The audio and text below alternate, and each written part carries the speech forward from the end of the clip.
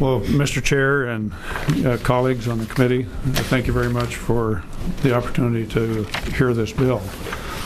It's a measure that, as we all understand, is emotionally charged. There's a lot of depth of feeling on both sides of this issue, but it's a bill that I believe we should bring forward and advance because I believe it's the right thing to do. Many have wondered why in the world that I have chosen to be a chief co-sponsor of this bill. And I would like to share with you just a perspective that I have personally on this issue. When this bill previously came to the floor of the Senate, I spoke against the bill, and it arose out of, I would say, anger and frustration with the failure of our immigration policy. Having to engage an immigration attorney at great expense, eventually having to actually go to our then Senator of Oregon in the Congress to assist in securing the visa to allow my then future son-in-law to come into this country. And I was angry. And I let that carry over into this consideration. Then I received a letter from a school counselor at Crescent Valley High School. She described this young lady who was exceptionally bright, exceptionally talented, exceptionally motivated, and was looking to advance her life and improve her life with education, only to find the door closed because she could not afford 3 times the in-state tuition to attend Oregon State University. And then I came to the conclusion of, well, how do we frame this issue? And I believe we should frame it in the context of what is in the best interest of Oregon. And if we, by policy, create a circumstance in which we take a class of young people and deny them opportunity, are we improving Oregon? No, we're not. Oregon is not served by young people who wish to further their education, and we deny that opportunity. So I came down on the side of what is the right thing to do, knowing that this is a very, very difficult issue. My office has received calls that have been the most vicious of my tenure in the legislature over this issue. But I believe that we need to stand up and do the right thing and provide opportunities for these young people to improve their lives and, in fact, improve our state in the process. And colleagues, and all of our colleagues in the building, I hope, would look at this issue in that light. Thank you, Mr. Chair. Thank you.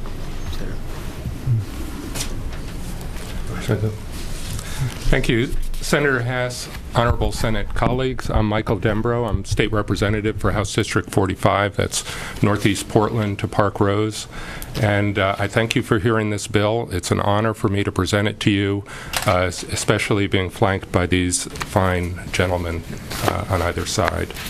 Let me start off by putting this bill into some context.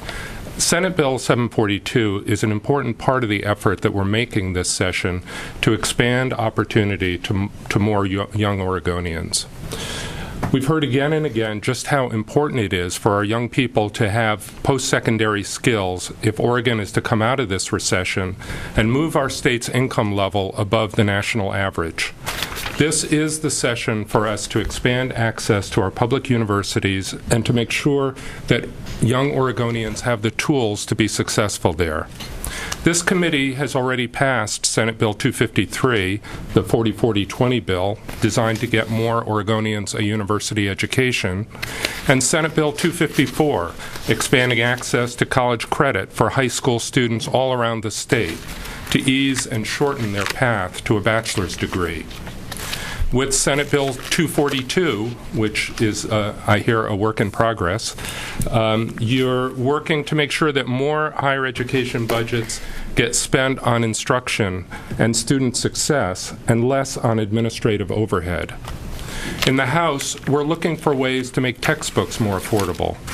We're working on a transfer student bill of rights to make sure that students who choose to attend a community college have confidence that if they work hard and do well, they will have a place in an Oregon university and not have to worry that their credits won't be counted.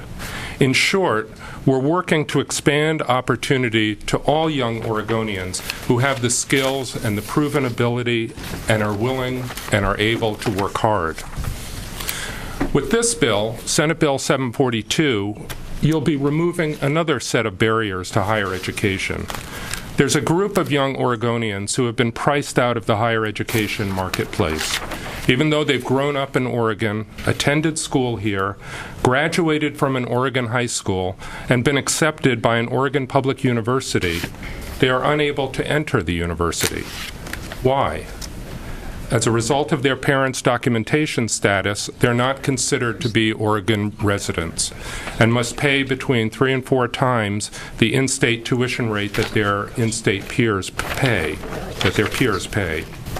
and that's as much as $25,000 a year on tuition alone. They are effectively priced out of opportunity. For their parts, they've done their part to match our investment in them. They've overcome a number of barriers. In many cases, they're the first in their family to be able to graduate from high school and to become eligible for college. That dream of qualifying for college, getting a college degree, and a good productive job kept them going through high school. They could have been headed for the streets, for a life of being a burden on society, but instead they took the path that we want all young Oregonians to take. And then they hit this roadblock that holds them back and that prevents the state from capitalizing on the investment that we've already made in these young people. Federal law allows this roadblock to be lifted if states pass tuition equity legislation, and over the past 20 years, 11 states have chosen to do so. Texas, New Mexico, California, Washington, Illinois, New York, Nebraska, Wisconsin, Utah, Oklahoma, and Kansas. You may hear that tuition equity is not legal. In fact, no legal challenge to any of these states' programs has ever been successful. In fact, the most recent challenge, the one in California, was recently denied by the state Supreme Court, which ruled unanimously that the tuition equity statute is consistent with federal law. We are confident that Senate Bill 742 will meet legal scrutiny, and to that end, we've included a provision in the bill for direct review by the Oregon State Supreme Court. There are other objections that you may hear about the bill, all of which are tied to misplaced fears that tuition equity will lead to an increase in illegal immigration. You'll hear that tuition equity discriminates against potential students from other states. It does not. This nation's public colleges and university system is built on the idea that if you attend the public college or university in your state, you pay in-state tuition. If you choose to attend a public college or university in another state, you pay more. You can always move to another state, establish residence there, and attend a school in that state's education system at an in-state rate. That's not true for the young people that Senate Bill 742 is trying to help. They have nowhere else to go. You may also hear that giving in-state tuition to these young people will drain scarce state resources and shut out higher-paying students from other states. According to the Oregon University system, admitting an SB 742 student will not shut out any potential non-resident student who meets entrance requirements. We have no enrollment caps in our universities, and according to OUS, the system has room for both the in-state SB 742 students and out-of-state students who qualify. So the 742 students are not a cost to the system. They will not require additional expenditures by the universities. In fact, OUS believes that Senate Bill 742 will actually bring additional money to the universities. Without Senate Bill 742, these students would not be attending a university. With Senate Bill 742, they'll be adding their in-state tuition dollars to the university budgets. The Oregon university system has analyzed the impact of tuition equity on the states that already have it and have concluded that tuition equity will help state resources, not hurt them. And I think you have it at the dais, the OUS fiscal analysis that leads to that. That's one of the reasons that Oregon's university presidents support tuition equity. That's why the State Board of Higher Education is set to endorse this bill this Friday. As your committee administrator noted in the SMS, Utah, which has had tuition equity since the early 2000s, has come to this same conclusion. In 2008, their nonpartisan Legislative Fiscal Office analyzed the impact of a bill that attempted unsuccessfully to repeal their tuition equity statute. Their analysis showed that repealing tuition equity would cost their state $1 million each biennium. That's one of the reasons that they chose not to rescind their statute, and that's one of the reasons that not a single state that has tuition equity has chosen to rescind their statute. You'll also hear that it makes no sense to confer degrees on students who will never be able to work legally in this state. There's a faulty assumption there. If we look at the 11 other states that have tuition equity, many of their young graduates are now working legally. Like their peers, many of them have married their U.S.-born high school and college sweethearts and have attained legal status as a result.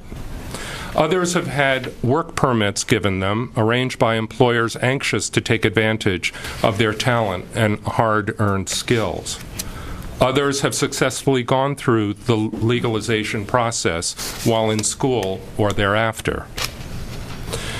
Everyone in this room knows that we as a nation will eventually come up with some form of immigration reform, which will create a path to citizenship for those most able to contribute to our country. When that happens, those 11 other states that have tuition equity will already have an educated workforce ready and willing to take advantage of the law. Here in Oregon, if we do not initiate tuition equity soon, we'll have created a kind of lost generation without the high-level skills needed to succeed and to help move Oregon forward. Many of them will, in fact, be a drain on our resources rather than an asset. Is that really the route that we want to take? And finally, I want to address the argument that tuition equity rewards lawbreakers. These kids are not lawbreakers. They are examples of exactly what we want our young people to do. Work hard, get good grades, dream big. They're exactly the kind of kids we should be investing in. Many have lived here virtually their whole lives. They have no other country to go to. They have plenty to offer this state. But unfortunately, these kids have become the collateral damage of the immigration debate. They are being sentenced to lives without a future through no fault of their own. That's wrong, and it's not the American way. In this country, we don't punish children for the actions of their parents. We try to show them a better way and open up that better way for them. These kids are not asking for any kind of handout. They want access to opportunity, access to success, a chance to repay the people of this state for the investment we have made in them. That's what Senate Bill 742, the tuition equity bill, is all about. Colleagues, I urge you to support this bill. Thank you.